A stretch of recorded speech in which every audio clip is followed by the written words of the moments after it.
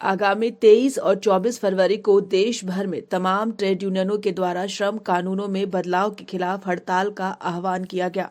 इसके मद्देनजर जमशेदपुर में तमाम ट्रेड यूनियनों की संयुक्त बैठक का आयोजन किया गया, जिसमें कोर कमेटी के सदस्यों की बैठक हुई।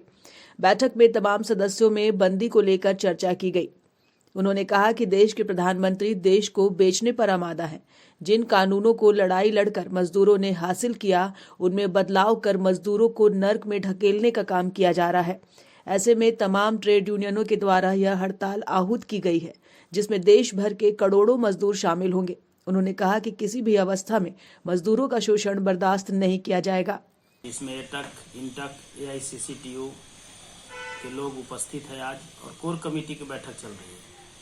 23-24 फरवरी को जो हड़ताल होने जा रहा है देश के अंदर, मुख्य वजह यह है कि ये प्रधानमंत्री एक तरह से कहा जाए तो देश बेचवा प्रधानमंत्री है। सब चीज को बेचते जा रहा है, रेल को बेच रहा है, भेल को बेच रहा है, माइंस को बेच रहा है, बैंक को बेच रहा है, और ये धड़ल्ले से बेचने का काम ये प्रधानमंत्री कर रहा है। इसके साथ साथ जो मजदूरों को बहुत ही माने एक तरह से कहा जाए कि त्याग और बलिदान के बाद इनके अधिकार के लिए जो कानून बनाए गए थे, वो सारा कानून को खत्म करके 4 कोड बनाया है।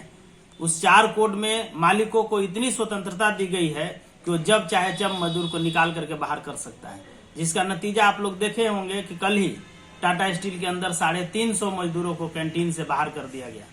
तो ऐसे ऐसे कानून प्रधानमंत्री बना करके उद्योग के मालिकों को दे रहा है कि आप धड़ल्ले से बंधुआ मजदूर बना करके काम कराइए।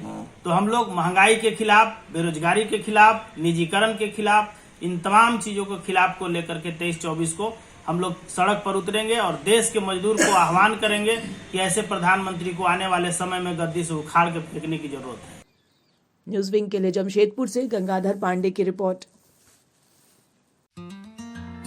Giridih is a small place, and we have like very less facilities in terms of education and this kind of infrastructure. It came to our mind that basically there should be good opportunities for the students of Giridih, those who are leaving the town and going outside for studies, their higher studies and their education. I wanted my son to start with the coding classes, so I researched it online. I got through all the reviews and everything. Then I got in touch with the White Hat representatives, and I was very happy with the progress and all how he was doing.